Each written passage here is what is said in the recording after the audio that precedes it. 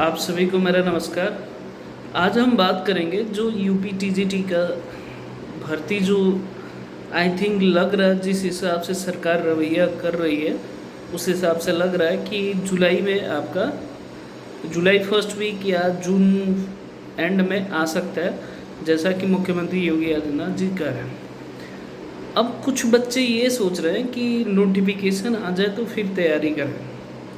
देखिए, प्रॉब्लम यहाँ नहीं है कि तैयारी करना आप नहीं करना, फिर बाद में रोना रोते हैं कि मेरा इतने नंबर से रह गया, थोड़ा सा मेहनत कर देता तो वेटिंग में नहीं आता, चाहे थोड़ा सा ये कमी रह गया तो मेरा बेस्ट हो सकता था, सिलेक्शन हो सकता है। क्योंकि हर बच्चे एफर्ट करते हैं, जिनका हो जाता है वो आप ये मानिए कि थोड़ा सा बेहतर तो करते होंगे तभी हो उनका सिलेक्शन चयन हुआ होगा।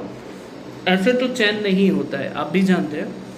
जो आपसे अलग नहीं, आपसे डिफरेंट करता है तभी उसका चयन होता है। अब मैं बात करता हूँ, चाहे टीजीटी का ले लीजिए चाहे पीजीटी का। यूपी में दो रिक्रूटमेंट आ सकते हैं, एक एलटी ग्रेड का आ सकता है, एक माध्यमिक का जैसे आता है वैसे। अगर माध्यमिक का लें तो आई थिंक कितना 5,000 के आसपास आएगा।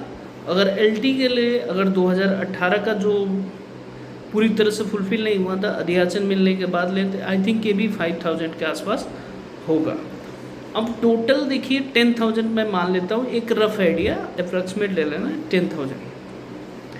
अगर नोटिफिकेशन आता है सपोज करिए जुलाई में, तो अगस्त में इसकी क्लोजिंग हो जाएगी, सितंबर अक्टूबर में इसका पेपर हो जाएगा। अब ये इतना प्रवचन देने का मतलब क्या है जो मैं बोल रहा हूँ, इसका पीछे क्या है मैं आपको ये समझाना चाह रहा हूँ। मतलब ये है कि आप सपोज करिए अगर अक्टूबर में आता है, मैं मान लेता हूँ डेडलाइन अक्टूबर में आपका पेपर होता है, तो आप पेपर पे सबसे पहले अगर एलटी ग्रेड का सिलेबस देखिए, यूपी टीजीटी का सिलेबस देखिए, चाहे पीजीटी का देखिए, तीनों में थोड़ा सा डिफरेंट है।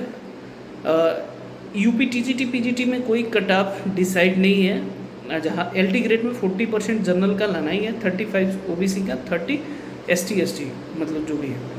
अब प्रॉब्लम ये है कि सब बच्चे सोच रहे हैं नोटिफिकेशन आने के बाद हम तैयारी शुरू करें। ये आपका सोचना गलत है। इसी मुद्दे पे आज मेरा बात है। अगर हम किसी एक पर्टिकुलर सब्जेक्ट की बात कर रहे हैं, जैसे मैं मैथ का टीचर हूँ, तो अगर मैं मैथ्स की बात करें तो मेन जो सब्जेक्ट है, चाहे एसएसटी का ले लीजिए, एसएसटी का भी मैं बता सकता हूँ पूरा। मैं पर्टिकुलर दो ही सब्जेक्ट का, हालांकि फॉर्मेट सबका एक ही जैसा होता है, मैं सिलेबस की बात कर रहा हूँ, पढ़ने का तरीके की बात कर रहा हूँ। तो आप देखेंगे कि 10 सेक्शन में लगभग डिवाइड है, अगर दोनों का ले लूँ, हर सेक्शन का अलग अलग पार्ट है। तो अगर आज के हिसाब से हम काउंट करें, अक्टूबर में पेपर हो रहा है आपका, तो लगभग मान के चलिए 160 डेज के आसपास अराउंड अप होगा। तो 160 डेज का मतलब समझिए 10 सेक्शन अगर पढ़ना है तो एक सेक्शन पढ़ने के लिए आपको कितना दिन बनेगा? 10 सेक्शन है, 160 दिन है। अगर 10 से डिवाइड करेंगे तो एक सेक्शन मतलब जो प्रॉपर सेक्शन होता है उस सेक्शन को पढ़ने के लिए आपके पास 16 घंटे बचते हैं, 16 दिन बनते हैं। अब 16 दिन में आप कैसे डिवाइड करते हैं? अब देखिए 16 दिन आपको कहने में लग रहा होगा कि यार बहुत ज़्यादा है एक सेक्शन पढ़ने के लिए। होता क्या, आप पर डे सोते हैं, पर डे खाते हैं, जो भी एक्टिविटी होती है वो करते हैं, उसके बाद टाइम निकाल के बाद पढ़ना होता है, उसके बाद रिवीजन करना होता है। बहुत सारे लोग ऐसे हैं। हम क्या करते हैं कि आज की जगह पे कल टालते हैं, कल की जगह परसों टालते हैं, वो चीज़ें दूरियाँ होती जाती है, जिसकी वजह पर चयन हमारा नहीं हो पाता है। प्रॉब्लम ये है, अगर आज से तैयारी करेंगे, पर डे अगर 3 घंटे हम काउंट करते हैं कि आप पढ़ रहे हैं, हालांकि 3 घंटे भी अगर आप कर ले आज से तो भी आपका चयन हो जाएगा। मैंने कहा एक सेक्शन के लिए 16 दिन बचते हैं, तो अगर 3 घंटे एक दिन का ले रहे हैं एक सेक्शन का, तो आपको 48 हो रहा है। लगभग मैं 50 घंटे मान लेता हूँ, जो बहुत आने एवरेज बच्चा पढ़ता होगा, एक सेक्शन का 50 घंटा बहुत होता है।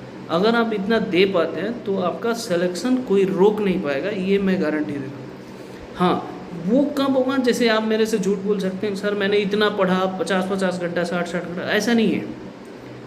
ये पहली चीज़ समझने की आपको सबसे पहले ज़रूरत है। दूसरी चीज़, एक मैं छोटी सी स्टोरी सुनाता हूँ। जब मैं पढ़ा रहा था 12th में, तो एक बच्चा था ट्रिग्नोमेट्री का क्वेश्चन खूब करता था, और जबकि 12th सीबीएसई में जो उसका वेटेज है वो 4 नंबर का है। कुछ लोग ऐसे भी पढ़ते हैं 4 नंबर का, अन्य अदर सब्जेक्ट पे वो फोकस नहीं करता, लेकिन ट्रिग्नोमेट्री खूब करता था, डेली आता था मेरे से कहता था सर ये डाउट है वो डाउट है। हमारा प्रॉब्लम ये नहीं है, वो सीखना चाह रहा, अच्छी बात है, बट ट्रिग्नोमेट्री आता है 4 मार्क्स का, जो कि उसके लिए गलत था उस चैप्टर के पीछे पढ़ने का। अब इससे क्या सीख मिलती है, हमें ये भी पता होना चाहिए कौन से पोर्शन से ज़्यादा पूछा जाता है, उस पर ज़्यादा मेहनत करने की ज़रूरत है। ये चीज़ें आपको बार बार मैं इसलिए समझा रहा हूँ कि आप गलती कहाँ करते हैं जिसमें आपका चयन नहीं होता है। आप खुद कहेंगे, आप खुद एक बार आना चाहिए, तो हमें वो भी पढ़ना है जो चीज़ें ज़्यादा आ रही हैं। ये चीज़ें भी माइंड में रहे, ये नहीं कि बहुत लोग पढ़ते रहते हैं। स्मार्ट थिंकिंग भी आज के डेट में बहुत ज़रूरी है, इस चीज़ को आप ज़रूर समझिए। समझ गए आप? ये पहली तरीका पढ़ने का। दूसरी चीज़, जो भी आपका सिलेबस हो, सब लोग पढ़े हैं, क्योंकि पढ़ने के बाद ही, तैयारी करने के बाद आप जाते हैं एग्जामिनेशन में देने। उस सिलेबस में जहाँ वीक पॉइंट हो उसको पहले टारगेट करिए। पहले फ्रेश माइंड से, अभी आप तैयारी कर रहे हैं तो पहले उसको टारगेट करके उसको अच्छे से नोट्स बनाइए, अच्छे से तैयारी करिए, चाहे वो हिंदी हो, चाहे इंग्लिश हो, चाहे जो भी एसएसटी हो, चाहे वॉट एवर जो भी सब्जेक्ट, संस्कृत हो, आर्ट्स हो, जो भी हो। मैं ये नहीं कर रहा पर्टिकुलर मैथ्स का ही, जो भी है आपका, उसको नोट्स बनाइए। 1 दिन, 2 दिन, 3 दिन, 4 दिन। एक बार मैं थोड़ा सा बता रहा हूँ आपको पढ़ने के तरीका। जैसे मान लीजिए मुझे इंडियन कॉन्स्टिट्यूशन का आर्टिकल याद करना है, मैं अपना बता रहा हूँ, किसी और का नहीं। तो आर्टिकल याद करने में बहुत मुश्किल होता है, तो कैसे याद, तो उसका भी एक ट्रिक बनाइए कि जैसे मान लीजिए मैं अपने भैया का नाम हम आर्टिकल 44 के नाम से सेव कर रखे हैं, मैं अपना बता। ये चीज़ें हैं कि जल्दी याद हो जाती है। ठीक है, ये याद करने का सबका अपना अपना व्यू होता है, अलग अलग वो कर सकते हैं। तो इसलिए मैं कह रहा हूँ कि ऐसे भी इसको जोड़ के भी कर सकते हैं आप। तो थोड़ा सा अलग भी, अगर जो चीज़ लर्न नहीं हो रहा वो करिए। मैथमेटिक्स में कैलकुलेशन होता है, बाकी अनदर सब्जेक्ट में ऐसा होता है। अगर आप आज अभी से तैयारी करेंगे तो अक्टूबर में जो होने वाला पेपर है वो आपका बेहतर हो जाएगा।